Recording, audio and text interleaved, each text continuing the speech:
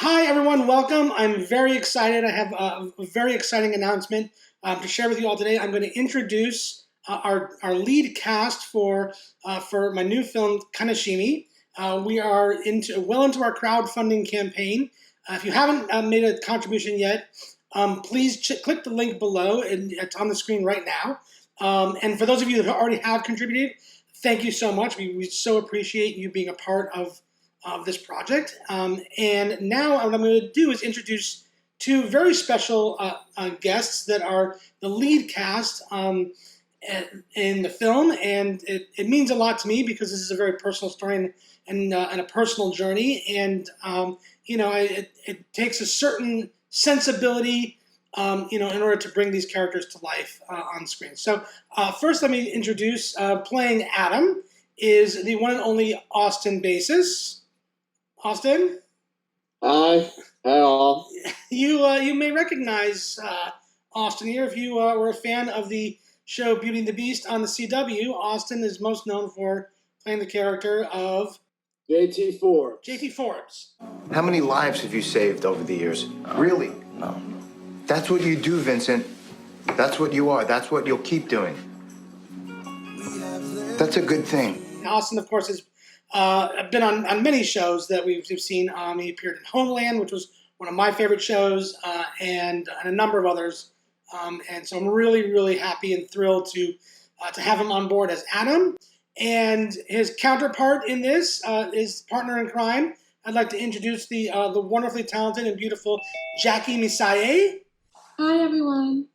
Jackie is a veteran actor of the stage and screen, of course. She has appeared in General Hospital. She's done a number of theater productions. She was involved in the very intense Netflix drama Stranded, which is actually, it was a Thai production. Definitely check out Stranded on Netflix as well.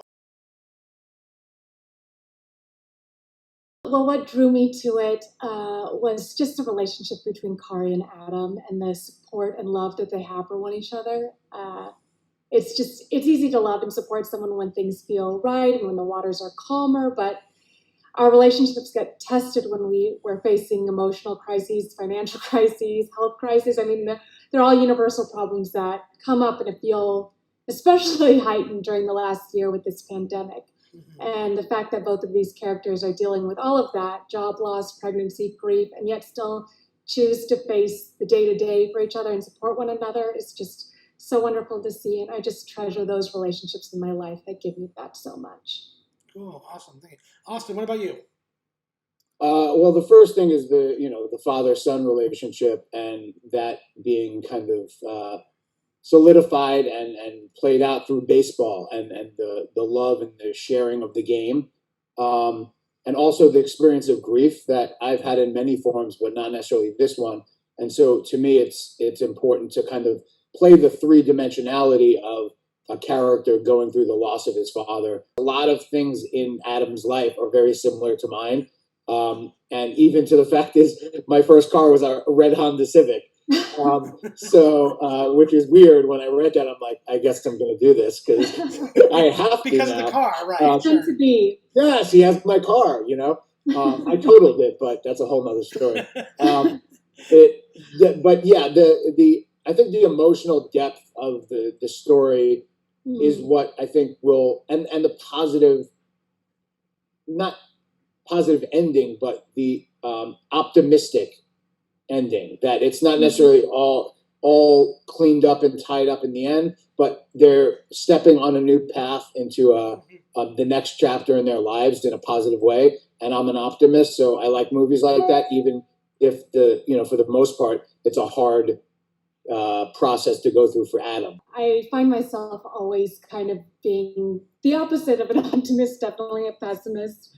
And the world just feels so polarized, and there's just no room for conversation or a meeting in the middle. And I just love that the story forces me to be in a position to be more of an optimist. It tells the story of grief and loss, and those are feelings that are so isolating and lonely. But I mean, ultimately, it makes us see how those feelings aren't isolating or lonely at all. These feelings connect us. We all feel that. think it's so important to see ourselves, Asian Americans, a group that has been for a long time kind of locked out of the storytelling film medium, represented more on screen, obviously. I think we have a long way to go, but that is just so important, and it's exciting to see the world changing to include more voices and people of color. But more specifically, the film touches on the hate crimes that have been committed against Asian American community recently, and how traumatizing it's been to be a victim of a hate crime or in a community that has been directly targeted. And obviously, we deal with trauma and grief in different ways, but to have your trauma being downplayed or minimalized or justified by a majority can just weigh really heavily on a group of people. And what I love about this story is that, like you said, it's not just an Asian American story, but a story of two people who deeply love each other that are facing the hardships of the day, but one of whom, me, happens to be Asian American and therefore has that extra weight of what it means to be an Asian American woman on her shoulders. And the weight of, and I'm also multicultural, but bringing a multicultural child into the world and what that means. And I think that is just such an important and relevant story to tell now and as we continue to be a more diverse culture. So I'm really excited to be part of this. I want the films that I make, the stories that I tell, to be entertaining and and to be effective, but also when I can to basically bring in a sense of important issues that different cultures are struggling with. Yeah, and I love that so much. and not just from a cultural sense, but just from a human sense. It's yes, it's a Japanese story, it's an American story, it's also a human story because Right. the The universality of the human condition, we're all going through these same things. Right. So it's not just, oh, that's an Asian issue. It's no, Right. We're all going through this. Right. I'm dedicating the film to my father, who passed away a little over 2 years ago now. And one of the things that we're doing with the crowdfunding campaign for everyone that contributes at certain levels, they can also dedicate their contribution to someone that they have lost, and we're going to put that person's name in the end credits. But something I want to ask both of you, if there's anyone that you're thinking of that you would like to actually dedicate your performance in the film to. Austin? Yeah, I just a few years ago, it seems like less time, but I lost my grandfather. It was my last, getting emotional, but it was my last remaining grandparent. And so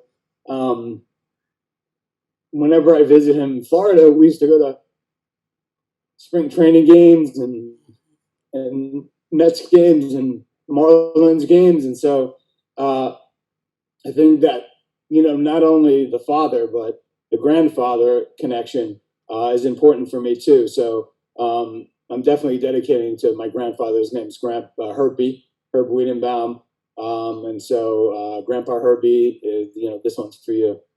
Awesome. Beautiful. Jackie? Austin, I lost my grandpa Roy right before the pandemic. He was my last remaining grandfather, and I want to dedicate this film to him and my grandma Jean.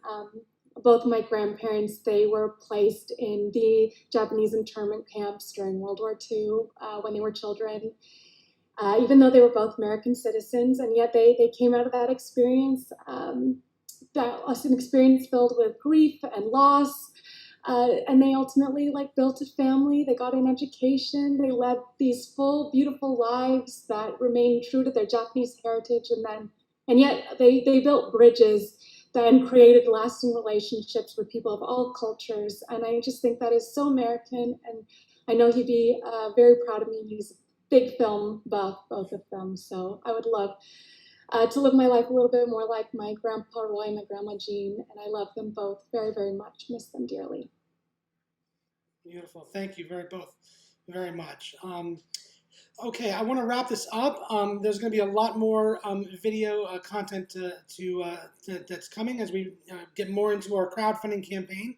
And I'm going to bring up the link one more time so you can see, you can type it into your browser. It's www.seedandspark.com/fund/Kanashimi. And again, for those of you who have already contributed, thank you so much. We really appreciate it. You are our community, our village, our supporters. We cannot do this without you, and so we really, really appreciate your participation and being a part of this project. So thank you both so much. I can't wait to get into it more with you both on the story and the characters, and we'll have more to share very soon. So thank you, and take care, everybody. Bye. Bye, guys. Thanks for supporting us. Yes, thank you so much.